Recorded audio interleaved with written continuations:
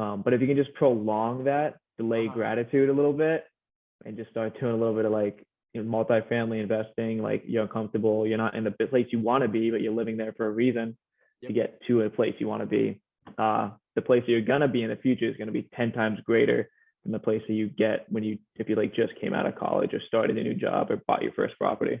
What's going on, guys? Welcome to the Creating Wealth podcast, where I, Kyle, from Kyle Curtin Real Estate, interview local top dogs in the real estate investing, wealth building, and personal finance industries. Let's build together.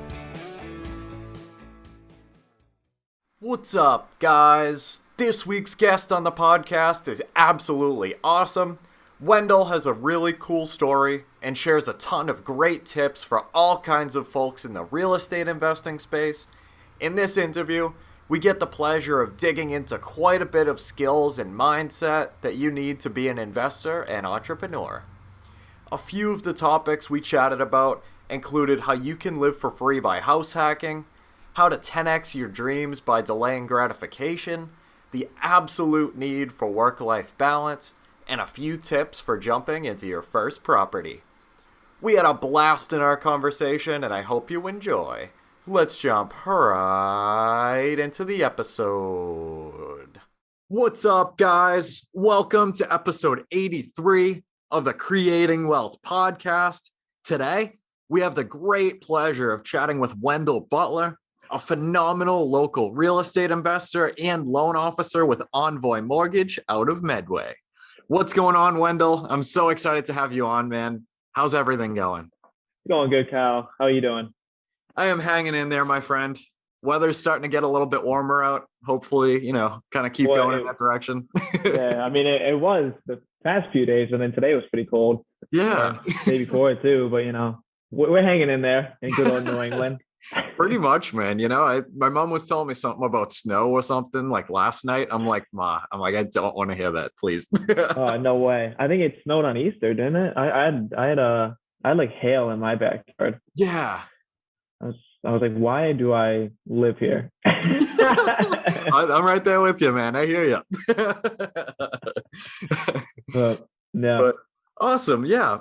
So, Wendell, to kind of jump right into things, my friend, tell us kind of a little bit about your superhero backstory, what kind of got you into real estate and kind of gave you the bug.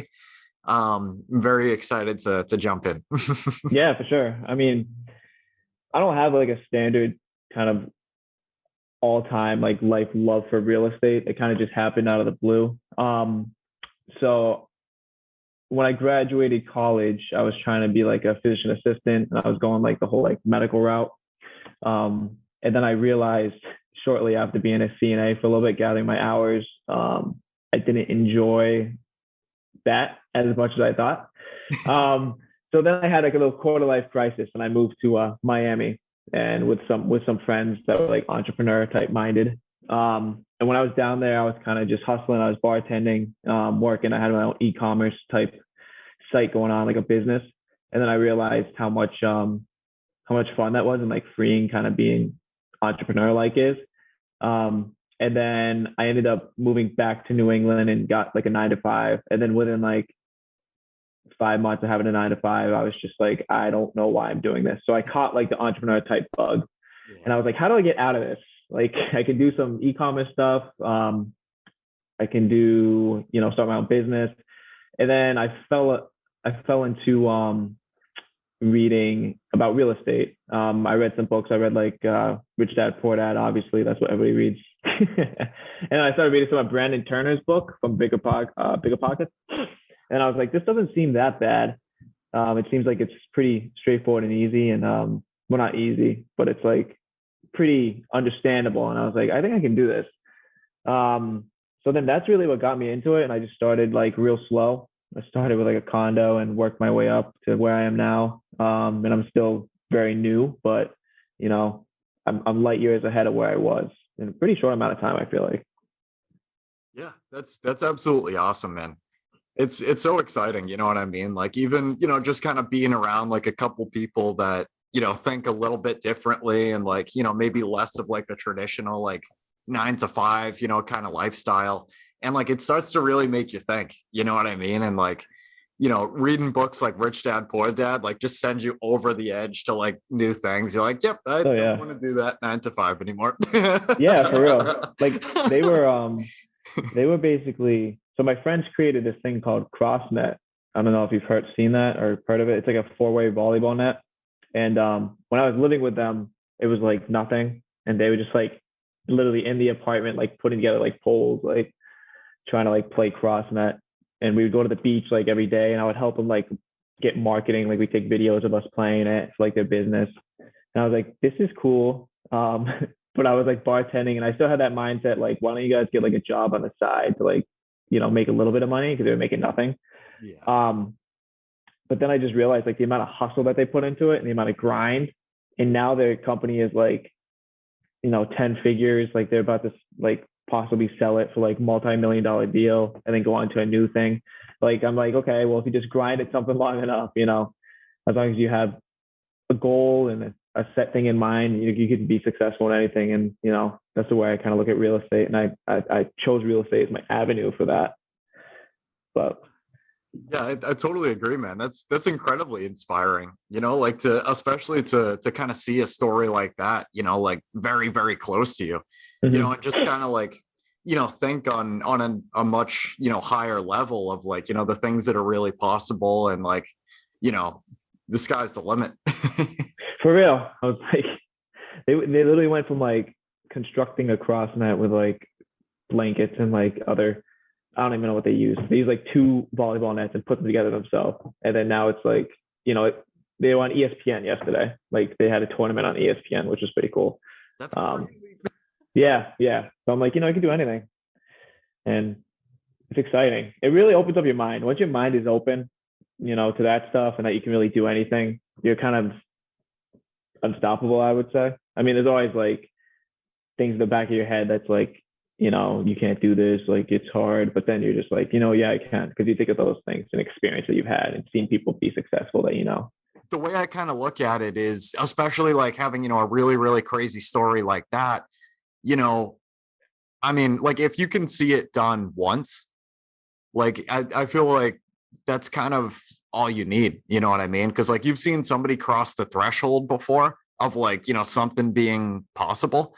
And now like I don't know. Like, I feel like people start to think like once they've seen it done before, they're like, oh, all right, like so and so has done something like this. Like, how can I, kind of like put my own spin on it, or, like what can I do to have a vision, just like this, and be able to take the action to get to that point, and like actually have an end goal in mind, that's more realistic, like because you've seen it done before, Exactly. Yeah. It's like taking, building all businesses, creating wealth and whatever is all the same. I mean, it takes just like dedication and a goal and discipline and consistency to get to it.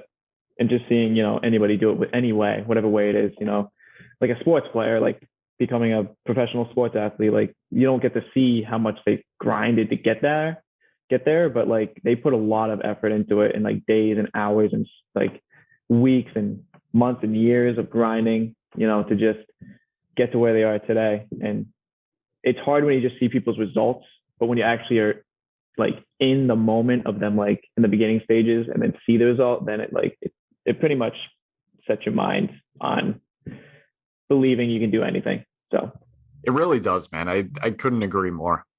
Yeah. So to kind of bring it back into the real estate a little bit, man. So I guess what kind of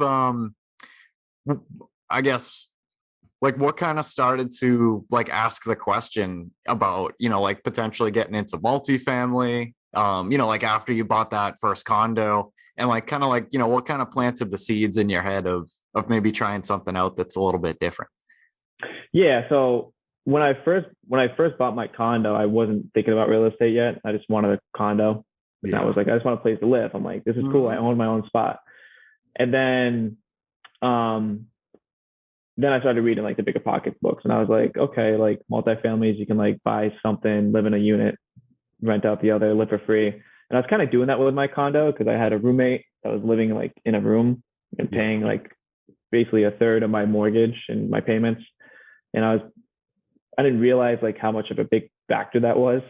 And now like there was only like a $1,100 mortgage, and he was paying like, $750 of it, and I was like, that's pretty cool. But now I'm at the duplex, and it's like a 2,300 mortgage, and like all my tenants are paying for it. And I'm like, wow, okay. Once you start getting like step by step up and up and up, it's pretty crazy. But yeah, that's what opened my mind. I was like, I'm actually kind of living for free almost on the condo. And I was like, I want to live for free next time. So then I started looking into duplexes and multifamilies. And my next property I came across, there's a duplex. It's just the best deal at the time that, came to me, because I made like tons of offers, and it was the first one that like really made sense and got accepted. So I was like, let's just roll with it and go, you know? Yeah. Yeah, that's super cool, man.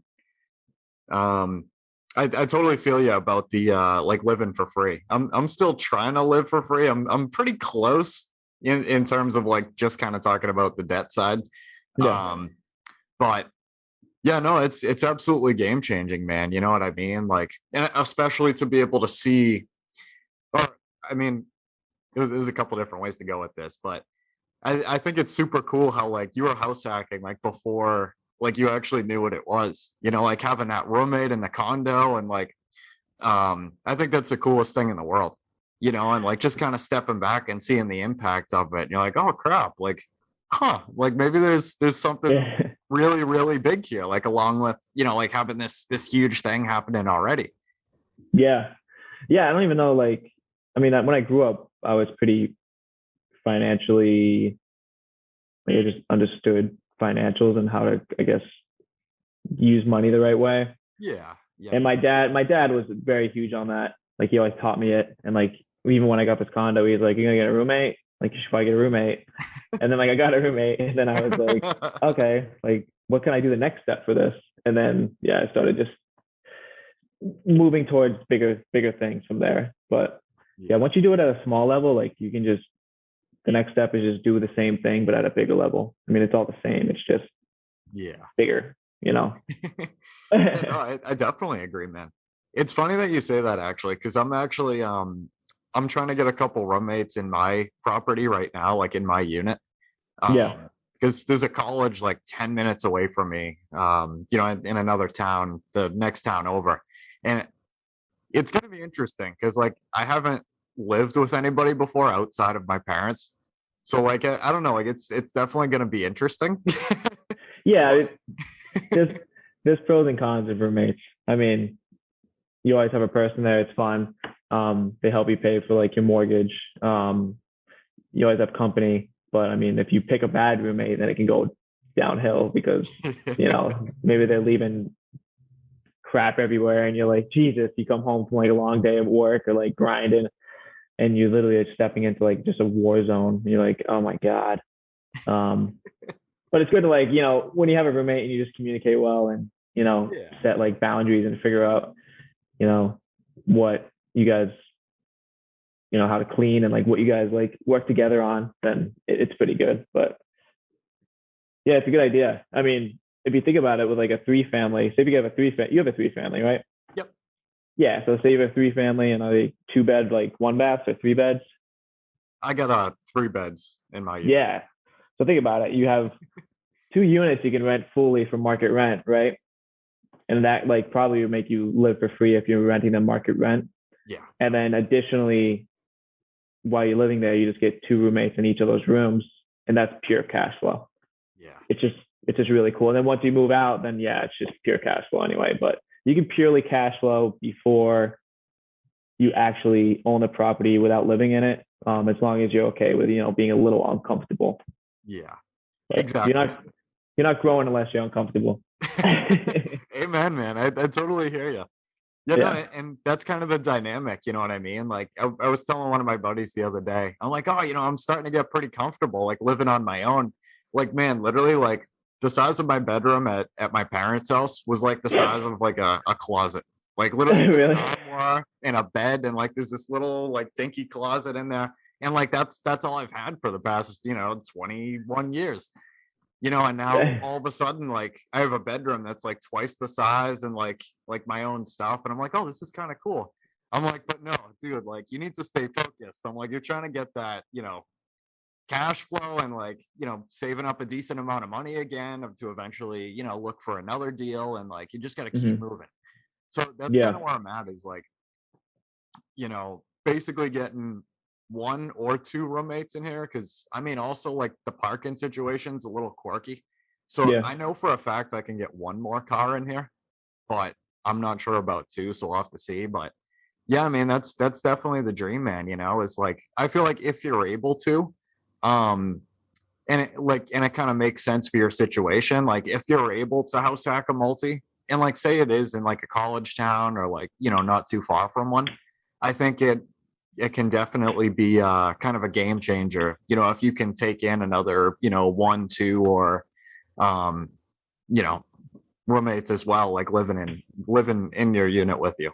And Oh it yeah. definitely is, to your point, it definitely is going to be a little bit of a sacrifice of, kind of like living with a couple more people all the time and everything. And um, kind of like getting across a couple of those, small hurdles and just figuring out how to, work with people very, very closely and stuff. But Hmm. it can definitely be very worth your while, if you can get by. Yeah. Yeah, I think well, that's like one of the biggest factors that people don't like think about doing house hacking or multifamilies in the beginning is because they don't want to be uncomfortable like after school or whatever they're doing. They're just like, I want to get the big house, I want my own space. But if you can just prolong that, delay Uh-huh. gratitude a little bit, and just start doing a little bit of like multifamily investing, like you're comfortable, you're not in the place you want to be, but you're living there for a reason to Yep. get to a place you want to be. The place that you're gonna be in the future is gonna be 10 times greater than the place that you get if you like just came out of college or started a new job or bought your first property. That's the way I look at it. Exactly, man. I totally agree. It can be absolutely game changing. I mean, especially too, like if you were able to do that for, a year, like 2 years, maybe who knows, maybe that extra cash flow, depending on, how the situation is and like, how you're able to play your cards and everything. What if, maybe the extra cash flow coming in from the tenants they could fund your next down payment. I mean, who Yeah. knows? Or like at least part of it or whatever the case is. But um yeah, it sounds like it can be absolutely game changing. Oh yeah. Yeah, for sure. I mean, the goal is obviously to get enough multifamilies, but the cash flow is just paying for your boat, Yeah. like your boat on the lake. Then you're Exactly. like, okay, I'm just gonna live on this boat. I wonder if you can house hack a boat or like Airbnb a boat. I wonder if that's a thing. You can, You you can, because can. yeah, I was in Whoa. Maine. I was in Maine, and people were doing it. What? Yeah, they have like these boats that have like sailboats, but underneath it have like rooms. Like actually walk down and there's rooms, and yeah, you can Airbnb it for like a week, and then you just be the person that drives them around on the boat. And it's like they make a lot of money. That's cool. They make like just going on vacation. It's like a working vacation every single day, right? Because you're out on a boat, you're just going to like little islands, and they were making like 100K a year Wow. just house hacking a boat. That's cool, man. That's super cool, huh? Oh my Right? God. I was like, what do you guys do? They were like 60-year-olds, like husband and wife. They're like, we just take people out on rides, and they can sleep down there if they want. We just treat them like we, make them food and stuff. They're like, we're just relaxing, and yeah, I mean, we make like six figures, and we have like a few other like properties too. I'm like, geez, these guys are cool. Yeah. All right. I mean, get paid six figures to hang out and have some fun with some people and Yeah. okay. I'm I was down. like, that sounds cool to me. I went home and I told my dad, I'm like, Dad, I know what you're gonna do when you retire. You're gonna go buy a boat, and you're gonna drive people around and house hack it. He's like, oh, that seems pretty cool. Yes, sir. That's cool, man. Talk about niche, huh? Oh my God. Right? Yeah, that's a specific niche. That's Wow. So, Wendell, let me ask you this, my man. So, what's kind of your drive and your vision for the long term? yeah. So my main drive is basically I just like I was talking about before, like I went back to my 9 to 5, and I work like a 9 to 5 now. I'm a loan officer, and it's kind of like a 9 to 5, but it's a little more free. It's like it's not really like a 9 to 5, but My goal is obviously my vision is to get out of that, so I don't ever really have to be tied down to any type of W two income, unless it's my own business paying myself W two income, then that works. Hey, my man. But yeah, I mean that really another reason that really sparked was when I was 25, I got diagnosed with type 1 diabetes, and I was like, all right, well, you know, I don't want to be forced to work a 9 to 5 and have to worry about keeping a 9 to 5, even if I hate it, for like health insurance, right? So I was like, I'm going to just work my butt off to the point that I can like grow my own business in real estate, to pay myself to do whatever I want, that I don't need the 9 to 5, plus can cover like all medical expenses. And my vision really is just to build it to the point that, you know, I just have a major like business running itself. I'll do property management in house. I want to do everything in house. That's my goal. Um, and then, I could see myself going and doing like big development stuff, like a large like hotel or like a resort or something. I think that would be sweet. It would Just be something sweet. like something cool that like, and then that's where I would like retire, because I'd just be like on the resort all day, kind of just overseeing it. That's cool, man. I love that. And then you can have your boat that you house hack in the water over there. Exactly. Yeah. Yeah. No, I like that a lot, man. You know what I mean? Like that why is absolutely incredible, and it's so true, man. It's especially that I've heard that a couple times actually, especially with how like health insurance is treated for like business owners and like people who don't work the W-2. Like it's Mhm. somebody pretty close to me actually dealt with that kind of recently. Like she got laid off and had to get her own health insurance, from Massachusetts and everything. And like even then, like it was absolutely like ludicrous, like how much you had to pay, without um, you know, like not paying in with other people and stuff from a W-2. And it's crazy, man. Like I feel like that kind of conversation isn't really had often. And I'm kind of curious, like if anybody out there is able to kind of, give some input on like strategies that they use and stuff for health insurance. Like if you own your own business or like if you're an investor, like, how do you like what's kind of like a popular technique, to be able Yeah. to still have like a good insurance plan, or like, do you have like the very, very minimum and then like just save up a bunch of money for, if you have to pay stuff or whatever? That's interesting. I'm kind of curious, like how people, how like entrepreneurs tackle that, you know? Yeah. Yeah. Well, I used to work for ADP, payroll, like the payroll company. Um, and they're like one place that you can kind of get like an HR service that is like, if you're a business, right? So you only have your investment business, you can get ADP to be your payroll, but then they can also supply like health insurance, 401k, all that stuff for like employees. Yeah. Um, but that's like a pretty big company and is like more expensive. But yeah, I would wonder like what's the best way to like some, not like medium sized, small business type, like how they approach kind of getting the best like case scenario for like health insurance and 401k and stuff like that. Because ADP is, I mean, ADP is good, but it definitely is like on the more expensive side. Yeah, no, I totally get where you're coming from, man.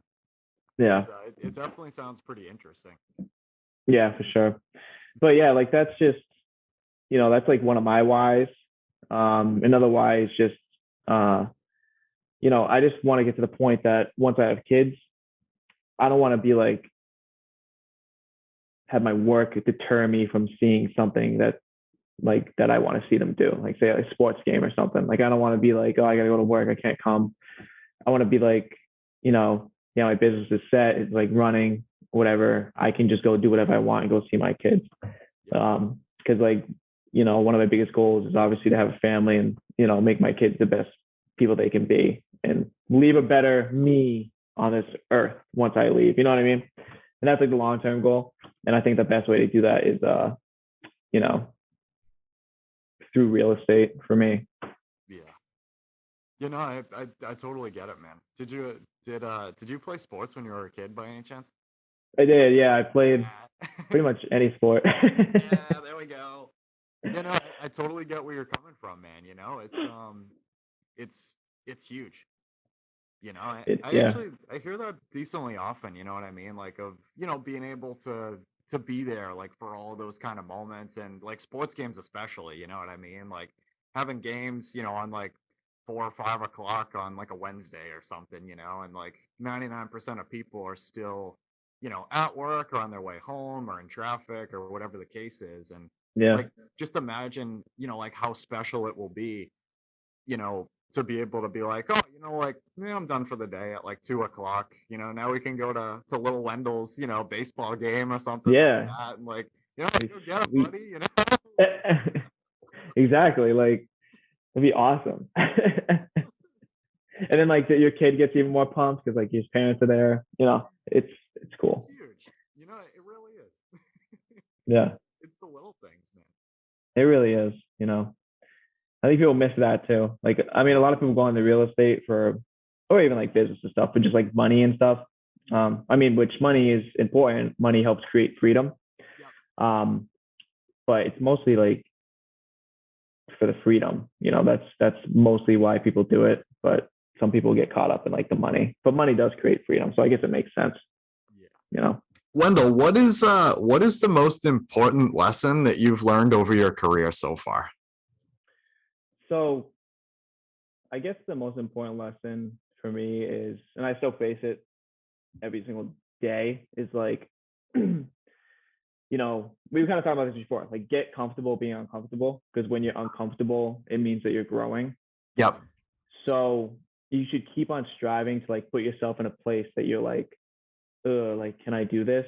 I don't know. It's like, is this too much? Like, that's the space you want to be in. You don't want to be in the space that's like to the point that it really is too much that you're going to fail.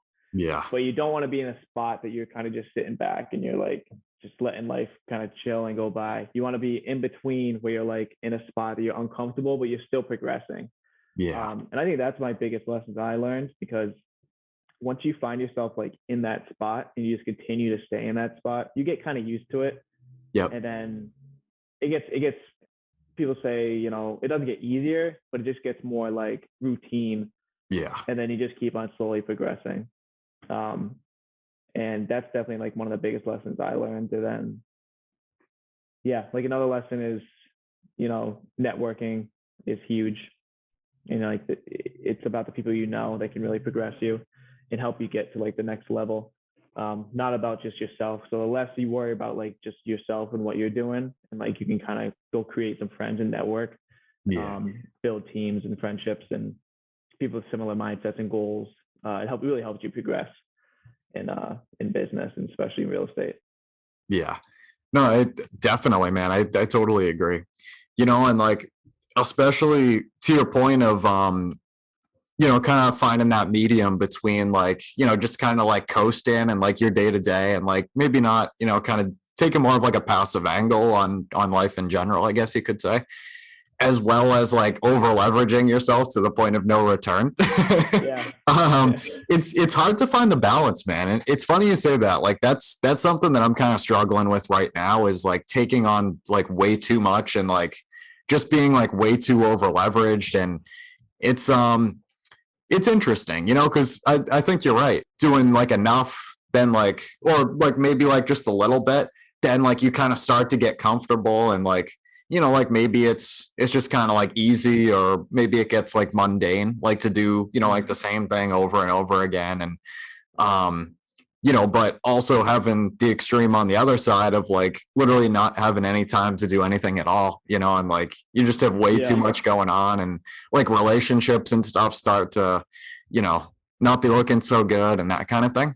Yeah. It's definitely interesting, you know, to kind of find the balance. Yeah, I treat it's kind of like working out, if you like go to the gym and do the same weight on bench or squat every single day, eventually you're not going to progress or get better. Like you're just going to keep doing the same thing. You're going to maintain it, but are you happy maintaining it or do you want to get a little next step? So then you got to put a little bit more weight on and then you're like, this is a little uncomfortable, but I can do it. Then you get to the next step and then you'll get to the next step after that too. you just keep on progressing that way. Yeah. 100%. It's definitely like, kind of having those, I guess tasks like that you do, like every day and stuff like that. And, to just kind of keep building up, I guess you could say, like Yeah. those repetitive, kind of things.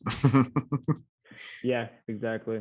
And I mean, yeah, there is a point to being. I was listening to a podcast, and it was like Andy Frisella, like real Oh AI. yeah. It's a Yep. really good one. And he was talking about like work balance, work life balance, and he was explaining that like, you know, if you keep on saying like too many people nowadays say like work life balance is just like, oh, it's just too hard. I'm gonna do like I need a work life balance. So I'm gonna go relax for like a week. But too many people say that like when they're not even going that hard, like they just like are using that as an excuse to get out of it. But like a real work life balance is kind of like, working to the point like you're progressing your goals, and then you can take a little time off and like relax and reap the rewards just a little bit, like Yeah. maybe like 10% of the time, and then the other 90% you're just kind of going. Yep. I think that's the best way, because you do have to like, you can't go too hard like the whole time, because then your mind will just burn out, and you'll Mm-hmm. just like you'll definitely like almost hurt yourself more than not taking a break. And you're gonna step back even more, because you're gonna like burn yourself out to the point you're gonna say like, screw this, or you're gonna mess up really bad. You're gonna over leverage yourself, that you set yourself back like years. Yep. And it's important to understand that like balance. But the only way you find that, I feel, is just by doing it. Just Yeah. jumping into a deal, see how you feel as you're doing it.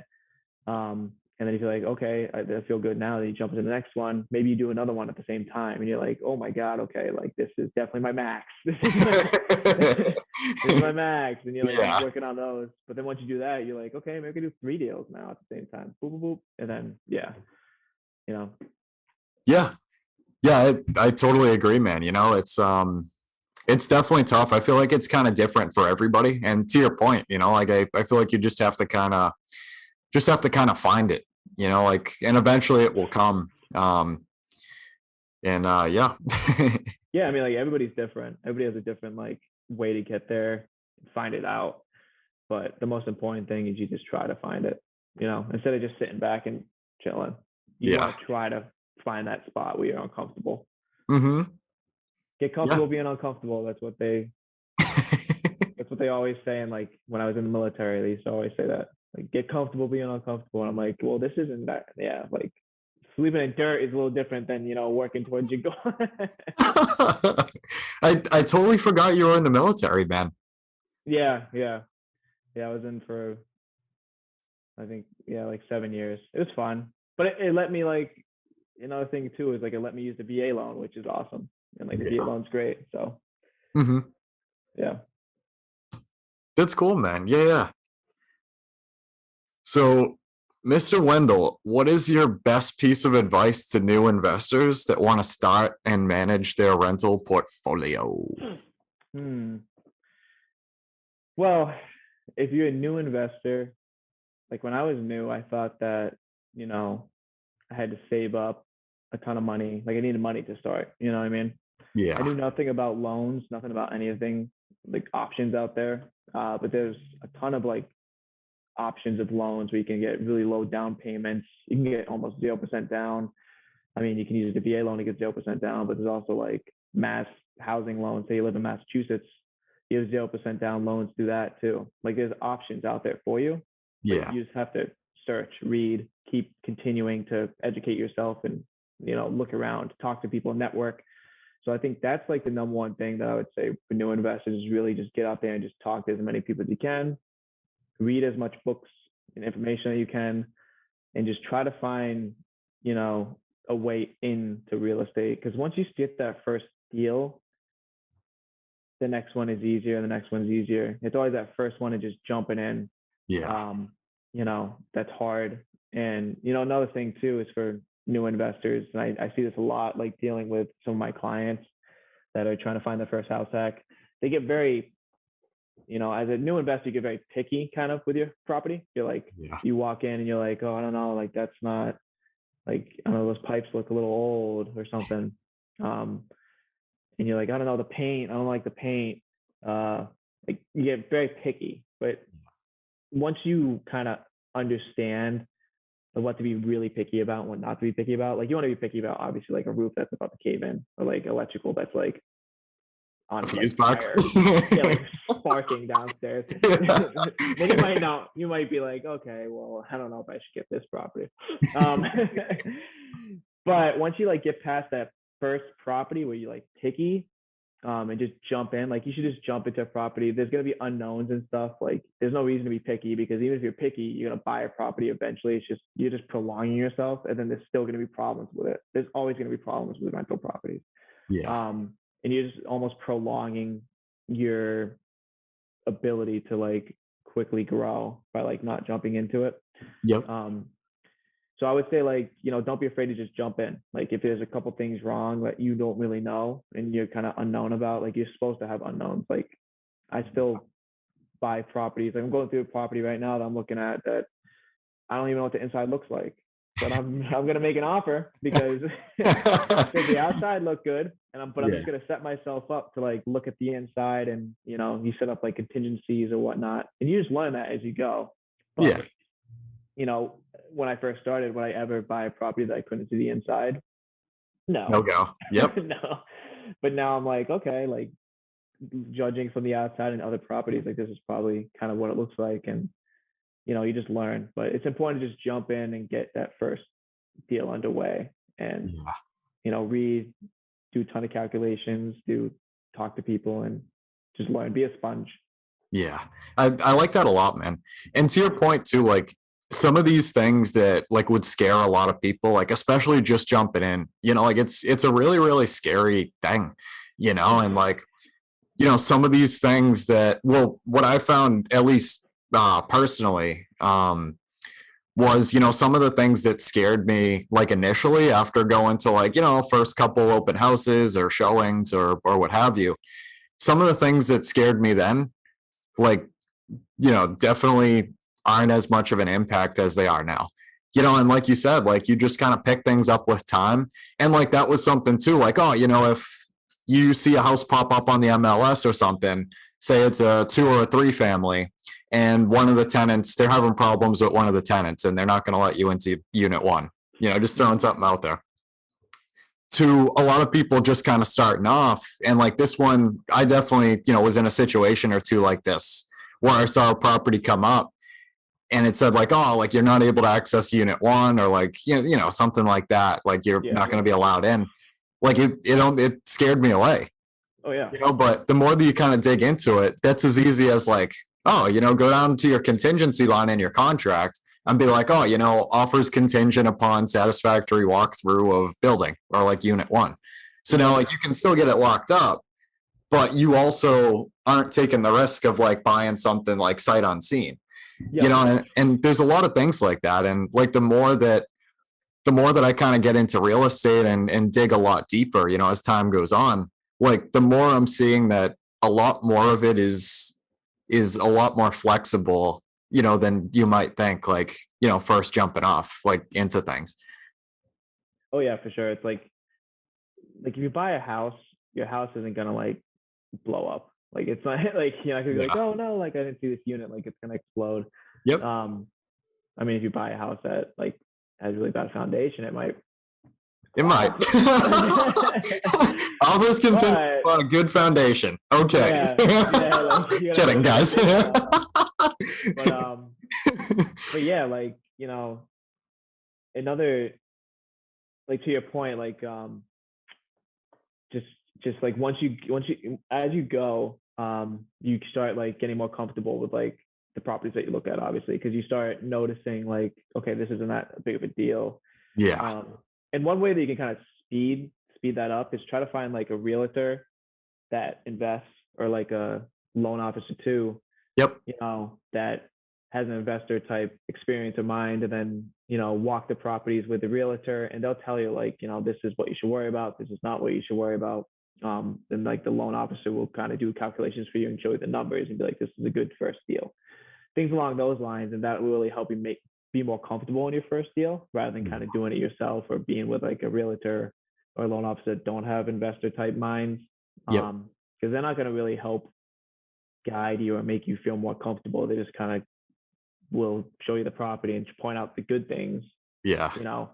But investor minded will point out the bad things, and then they'll be like, "Well, this is still a good property." Like, this window is crap. You have to replace that. This roof is like 5 years away from going, and like this pipe, these need to probably be replaced. And you'll be like, "Geez," but then the realtor will be like, "Yeah, but you're gonna cash flow like $2,000, so it's a pretty good property. All right. You just save up that with this type of savings, and then you can replace all those as you go. Like, it's not a big deal at first, and you're like, oh, okay, I didn't think about that. It's super cool, man, especially to your point of like, if you can find people within your network to, that invest as well, like, especially like, it's absolutely huge, if you can get pretty much like everybody that you need in your team, like maybe a loan officer, an agent, like an attorney, maybe have like, an electrician. Somebody told me a while back, it's actually someone that you and I know very well. And he gave me this tip. Whenever you buy a property, to have an electrician, a plumber, and a handyman on deck, like ready to go. And that, I'll be completely honest, I'm still working on like one or two of those.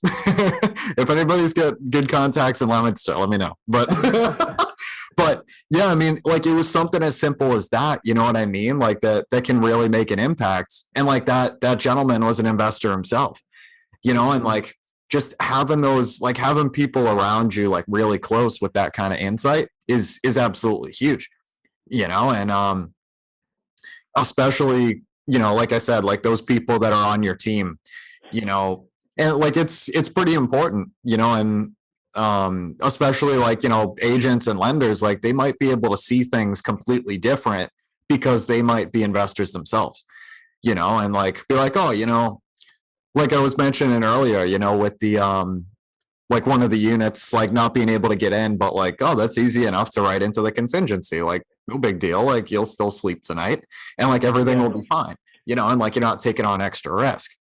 But maybe like people who are just kind of more into like the retail, like single family, like condo kind of space might not have, been around multifamilies a lot. And that's totally okay. Like both are absolutely amazing. But like to have those folks that are, that you're going to be working with very closely, have been experienced in that space before is detrimental and can totally change everything. Like, man, even like something like down payment assistance, like I just learned what that was last year, and like I preach it like there's no tomorrow. I'm like, you guys gotta check this out, like this could change everything, and like it's something that a lot of people don't necessarily know about, like it's not exactly like common knowledge, but it's, to your point, like, if you just keep talking to people and reading and doing everything that's in your control to keep learning, like you're just going to be able to, these things are just going to come up in conversation. Be like, oh man, like I use like a mass housing loan, like, like only a couple % down, and like use this down payment assistance with this, and like I only had to pay this much, and it's game changing. Oh yeah, it really is, and like, yeah, it's just the people is the the more comfortable you'll be, and just, they say like your network is your net worth, which I mean, I don't like that saying that much, but there's a reason people say it. It's because the more people that can teach you things, the less that you have to like read or take time to do, because you have so many contacts that can quickly give you the answer, and like they're here to help you and you're here to help them. It just puts you light years ahead, because you basically have other people making mistakes before you make a mistake, and they're going to teach you about that mistake. So it's like a team. Like if you have 5 people doing jobs, the same jobs but on different things, and one makes a mistake, they tell the other 5 or the other 4 like will less likely make that mistake now, and they can move forward faster. And then once they one of them make a mistake, they tell everybody, they'll most likely like not make a mistake either, a cool way to look at it. And if you just do everything yourself without like talking to people, you're gonna make a lot of mistakes. It's really gonna hold you back. You know, you're gonna hit every single mistake, every road bump. But you can avoid some of those by, you know, talking to people and just learning and using experienced people to your advantage. Yeah. No, I totally agree, man. You know, and like I think it's always really interesting, you know, to make sure that like, you know, you tell about, you know, some of those experiences and those stories and everything that you go through, you know, for like other people to learn from. Because I wanted to say something about something that you mentioned much earlier of like, you know, when you buy, I mean, realistically, like any kind of property, but especially, you know, a 2, 3, 4, you know, unit multifamily, like not only, you know, are you taking on like all this, you know, really insane growth potential and like, you know, changing generations' lives and everything, but also, you know, like problems come with that, you know, and like you have to be able to get through those and like things are gonna happen. You know, it's not necessarily like if things are gonna happen, but when they're gonna happen, you know, and like if you're able to, you know, go through some of those things as they happen and then, you know, have some of those contacts that you meet, like just from shooting the breeze with people and everything. And, you know, that kind of thing, like you'll be able to like, you know, run some things by people or like, you know, if a pipe bursts in your basement or something, like, you know, like shoot Wendell a quick text or something, be like, hey man, like, do you know any plumbers or, you know, going on. Drowning. I'm drowning. You know I don't have a floaty. But yeah, you know, and like just to be able to have as many of those people around you as possible is like it could totally, again, you know, change everything, you know, and just to be able to leverage each other's resources and experiences. And you know, like if I don't know, I mean, say like, you know, there was something in your basement that you wanted to try and fix, or like, you know, you wanted to try and like redo the cabinets in your kitchen or like add a backsplash or something, you know, like if you're able to, you know, or I should say the amount of power that you have, you know, if you're able to like, you know, just shoot a couple people a text or like a couple other investors, be like, hey man, like, you know, this is what I want to do for one of my units. You know, I'm not looking for like the most expensive, like most luxurious, like absolutely luxury, you know, thing in the world. Like, you know, this is a rental. Like I still want it to be durable and good, you know, but this is kind of what I want to do. You know, like what would you recommend? And like those people, you know, have probably done it, you know, once, twice, 5, 10, 20, 50 times, you know, and they can, who knows, like, you know, they can just be like, oh dude, like just get these like, you know, LVP floors, like the snap together ones, and like do it a certain way, do it this way, like, and just the experience is unreal, you know. And one thing that I absolutely love about like the real estate investing community, man, is like 99.9% of the time, like all of us are there to help each other, you know. And like we all just want to pool the resources, and like the goals are so big, and like it's such a team-based sport that, you know, it's like you can't not help each other, you know. Or like you said, like if you're trying to go through everything on your own, it's going to be a hard and bumpy road, my friend. Oh yeah. Yeah, it is. But yeah, like it's, yeah, I like how you said real estate's like a team sport. It really is. It's just, and everybody is like, you can literally, you can walk up to any investor.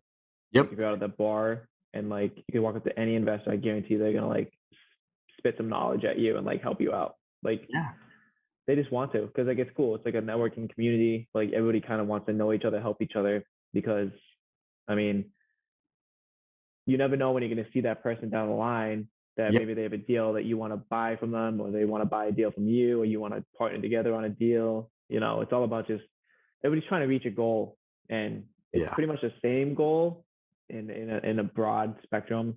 Of like financial freedom, of, you know, enough properties to kind of do whatever you want. And we can all help each other get there.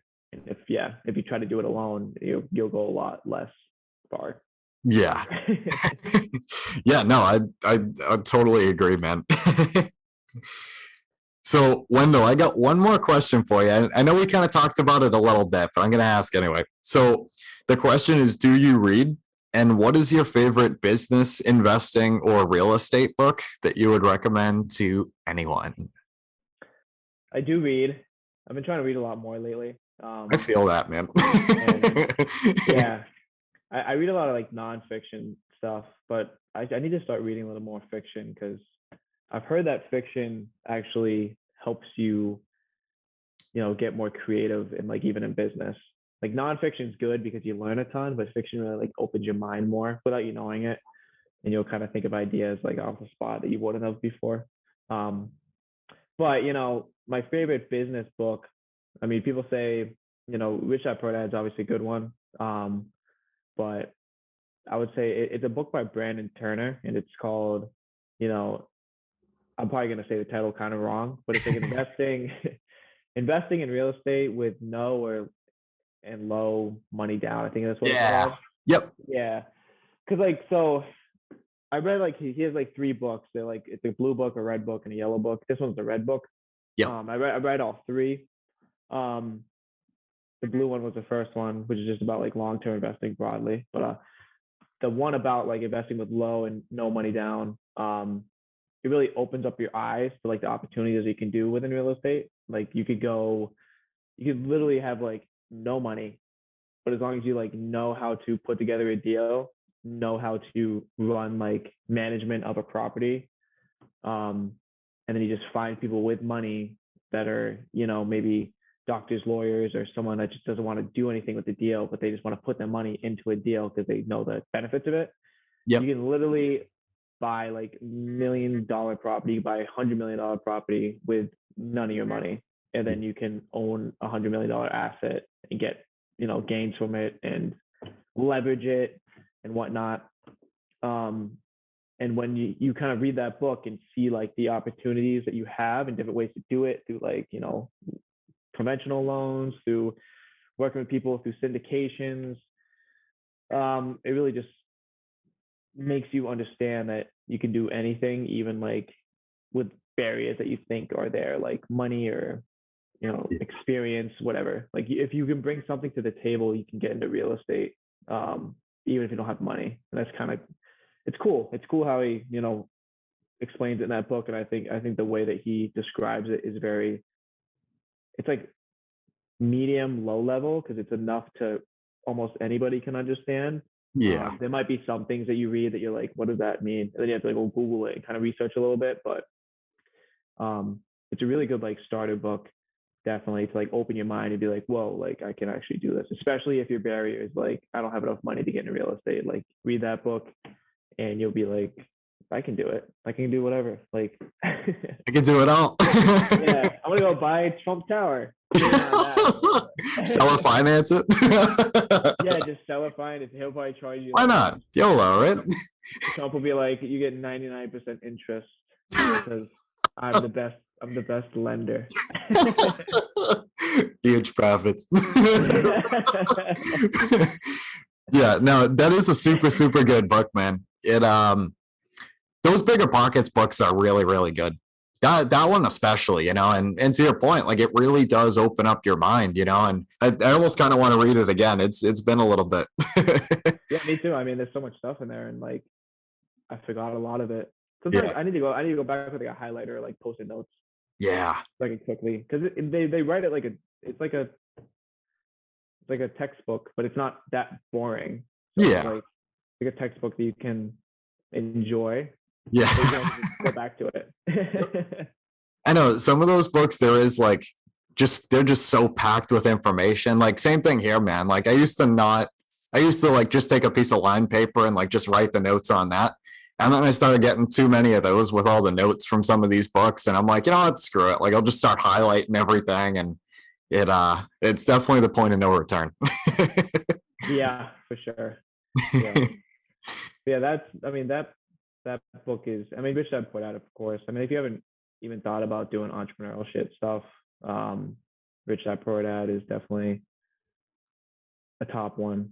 And I think there was another one, but I can't think of it that's similar to Rich Dad Poor Dad, but Yeah. I forget. I honestly forget. But That's okay. Those ones are absolutely awesome, man. I totally agree. yeah. Yeah. And then also listen to podcasts. I would say, I mean, reading is awesome, but you can't read when they're like driving and stuff. So Not recommended. Yeah, I mean, you could like read and like have fun. I'd say a solid 9 out of 10 traffic cops wouldn't recommend reading in traffic. I guarantee you, like before there was like phones and GPSs and like podcasts and stuff, and like I guarantee you, if we go back in time, there's people that are driving and reading. Driving like a horse and buggy. He has like a thesaurus. He's like, Like a book, a newspaper. yeah. Woo! Times You have get pulled changed, over. guys. Get pulled over by a cop. You're like, "What are you doing?" Just learning. I'm looking at the Sunday funnies, sir. But yeah, like podcasts are great. I mean, there's a ton of motivational podcasts out there, and Bigger Pockets is great. I used to listen to Bigger Pockets so much, but I haven't listened to it a lot lately. I feel you, man. Because once you start listening to it a good amount, a lot of it's kind of repetitive. Yeah. There's only so much you can listen to it until like you just have to take action, and then go take action, and then you start learning more that way. But it's always good to go back to. Like I'll throw it on every once in a while. Yeah. But yeah, like podcasts, motivational stuff. You just start hearing people's stories, and it gets you, motivated to go make your own story. You know what I mean? I feel you, man. I'm kind of the same way with the BP podcast. Like I listen to it like every morning and work, on my way to work for a while. And now I don't know. I kind of like to divvy it up a little bit, like find some new stuff. Do you do like audiobooks at all? I kind of want to get into that. I've never tried it. I used to with like when I was in like military training, or when I moved to Miami and stuff, when I drove a lot, I would get audiobooks and I would listen to it. Yeah. On like the plane, on planes and stuff, I would. Audiobooks are really good to a point. Like I would pick reading over audiobooks. But once you like your eyes get tired and you just kind of want to like chill and listen to something, then audiobooks are like awesome. Yeah. Especially it's really cool. Like sometimes I'll be on a plane listening to an audiobook and I'll like fall asleep basically, but then I'll wake up and I'll be like, oh, I missed like how many pages I missed. But then later on in the day, I'll think of the pages, like I'll think of the story and I'm like, where did I hear that? And I'm like, oh my God, I was sleeping and I'm remembering like what I was, what I heard. It's weird. I think you figured something out, man. You can fall asleep with headphones on and listen to everything and you'll be a genius. You wake up, but like you don't remember it when you wake up. But like when you start doing stuff, you're like, oh, I know how to do this. Like, why do I know how to do this? Wait a minute, I could speak Spanish now. Oh, that'd be so cool. Right? Listen to every language, going to bed, you wake up and you're like speaking like Mandarin. That'd be so cool. Hey, who knows, man? Maybe there's benefits. Anybody want to do a study out there? Yeah, someone go do a study and let me know, and I'll be your first tester. Oh, thank you so much for coming on here, Wendell. I could talk to you forever, man. Yeah, well, thanks for having me. I mean, you're doing awesome with this podcast too, and I'm lucky to be on it. You had so many good guests, so thank you so much, man. Yeah, keep it up. But yeah, I would just good times, man. This is what it is. What real estate's about, just talking to people and learning from each other, That's it, So where on like social media and stuff can you be found? I'll drop everything. Yep, yeah. So my Instagram handle is at Wendell Butler IV, because I'm the fourth, so it's like an I and then a V. Clever. Yeah. And that's pretty much my handle on all my social media. Yep. You can find me, I think, on Facebook that way too, or you can just look up Wendell Butler. You might see me. And then you can follow like my business too on Instagram and Facebook. It's Hammerhead Capital Inc. And I just started that with the new commercial building that I got, and hopefully I'm going to get another one soon. And then that's what I'm hoping to take off. Yep. So working on it. It's just the beginning, but we're going. Of course, the only way is up, my friend. Only way is up. But alrighty, Wendell, thank you so much again, man. That was absolutely awesome. Awesome. Appreciate it. Thank you so much for having me. All right, guys, that concludes our Creating Wealth podcast episode for today. I want to thank every single person that has listened this far. It really means a lot to know that people can learn from me and with me as we build wealth together. Hopefully you can take home at least one thing from this podcast that will improve your life just a little bit. If you could, please check me out on social. That's at Kyle Curtin Real Estate on Instagram, Facebook, and I'm on Bigger Pockets. Until next time, let's build together.